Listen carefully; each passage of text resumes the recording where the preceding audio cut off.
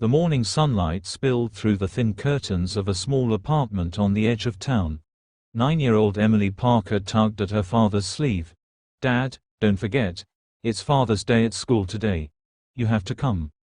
Her father, Mark Parker, rubbed his tired eyes.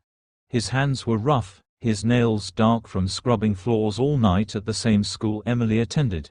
He'd worked the graveyard shift cleaning classrooms, mopping hallways, and emptying trash cans while most of the world slept. "Sweetheart," he said gently, "maybe you'd rather I skip this one. The other dads." Emily cut him off. "I don't care what the other dads do. You're my hero." Mark's heart ached at her words. He didn't want her to be embarrassed. He knew how kids could be. But when Emily looked up at him with those wide, honest eyes that saw past the stains on his uniform and the wrinkles of exhaustion, he couldn't say no. By 9 a.m., the school gym buzzed with laughter. Fathers in polished suits, crisp shirts, and leather shoes chatted proudly with teachers. Tables were filled with pastries, balloons, and handmade cards.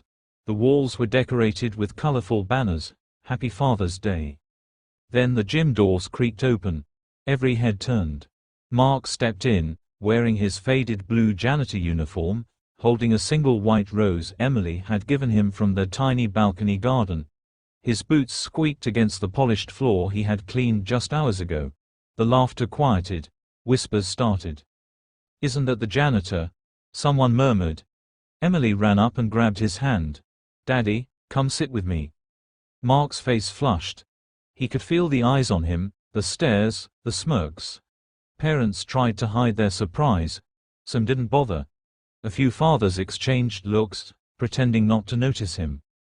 But what made his chest tighten was the face of Principal Larson. She froze mid-step when she saw him. Her smile faded, her posture stiffened. For a moment, she looked as if she'd seen a ghost. "Mr. Parker?" she whispered, almost to herself. "Mark Parker?" He blinked, unsure. "Yes, Mom.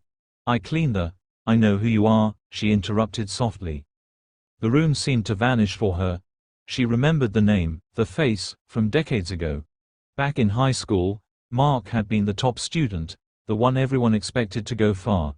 She remembered how kind he'd been to her when she was the awkward new girl, bullied and alone. But he'd vanished after graduation. And now, he was her janitor. The guilt hit her like a wave. Emily tugged on her dad's hand, proudly showing him the handmade card she'd drawn. "My dad is the strongest man in the world." Principal Larson's throat tightened. She stepped forward. "Emily," she said gently, kneeling beside her, "your father, he was one of the most brilliant students I've ever known." The room went silent again. Parents glanced at one another, uncertain. Mark shifted uncomfortably. "That was a long time ago, Mom." But the principal shook her head. "It's never too long to remember kindness. He helped me when no one else would. I wouldn't be standing here if not for him." Gasps rippled through the crowd. The tension melted into something softer. Suddenly, the suits didn't seem so sharp. The whispers didn't seem so cruel. Emily's small arms wrapped around her dad's waist, her smile brighter than ever. And for the first time in years, Mark didn't feel invisible. He felt seen, not as a janitor, not as a man in overalls, but as a father, as someone who mattered. As the applause began, quiet at first, then growing louder, Principal Larson turned to the crowd. "Let's celebrate the kind of strength that doesn't wear a tie," she said. Mark's eyes welled up, his calloused hand resting gently on Emily's shoulder. He had spent years cleaning the halls of a place that never noticed him. But that morning, because of his daughter, everyone finally did.